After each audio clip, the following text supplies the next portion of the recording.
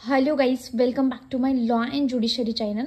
दोस्तों, मैं आज आपके सामने बहुत ही बढ़िया टेक्निक शेयर करने वाली हूँ जो मेरी एक फ्रेंड थी जिसने जुडिशरी एग्ज़ाम दिया था और उसको अभी जो एनालिसिस करके उसका 78 मार्क्स आया है। तो उसमें से हम लोगों ने डिसाइड किया कि how we are going to prepare and how we are getting good marks. तो यहाँ पे आपको किस तरह से याद करके किस तरह से सेक्शंस को स्टडी करना है, ये एनालिसिस हमने दोनों मिलके हमने किया है, तो मैं आपके साथ शेयर करना चाहूँगी। तो दोस्तों, यहाँ पे मैंने एक सेक्शंस मेंशन किए हैं। जो क्वेश्चन नंबर 3 था, यहाँ पे क्वेश्चन नंबर 3, तो उसमें उन्होंने पूछा था, you can see over the section. तो यहाँ पे आप देख सकते हैं, A finds a voluntary ring, not knowing to whom it belongs. A sell it immediately without attempting to discover the owner. तो ये मैंने आईपीसी के लिए लिया है। तो उसमें हमने एक टेक्निक फाइंड आउट की है कि चारों ऑप्शन को हम लोगों ने क्या किया है, इस तरह से डिवाइड किए, इस तरह से सेक्शंस मेंशन किए, तो आपको याद हो जाएंगे।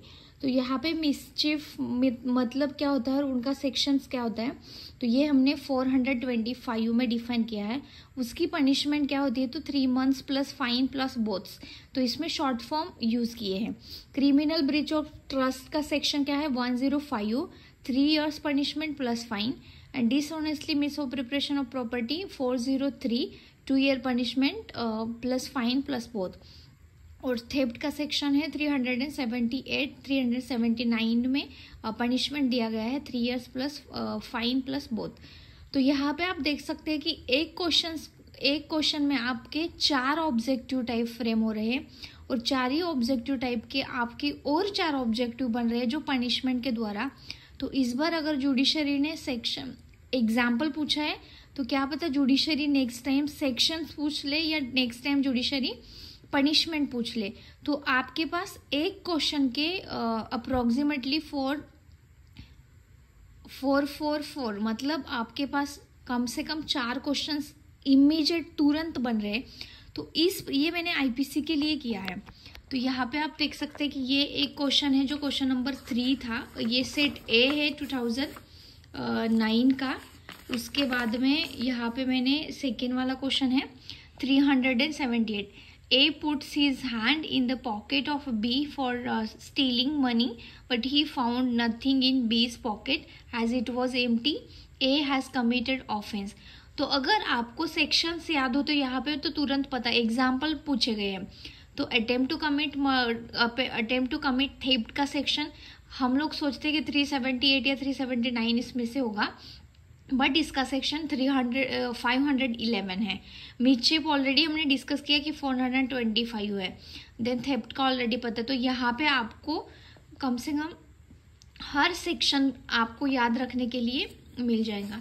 देन आई फाउंड दैट यहाँ पे और एक एग्जाम्पल था, ए finds the key of Jades house door which Z had lost and commit house trespass bye entering Jades house Having opened the door with the key, A has committed an offense of। यहाँ पे theft, mischief, house breaking, criminal trespass, ये चारों sections मैंने दे दिए हैं।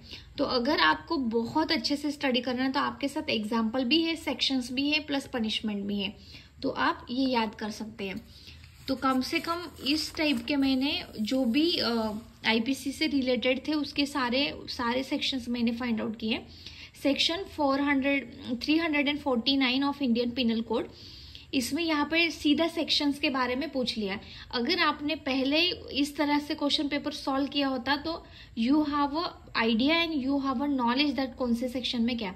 तो assault 351 है, force 349 है, क्रिमिनल फोर्स 350 है, रॉन्गफुल कन्फाइनमेंट 340 है। तो यहाँ पे आंसर था 349, इट्स अ फोर्स। तो ये आप देख सकते हैं।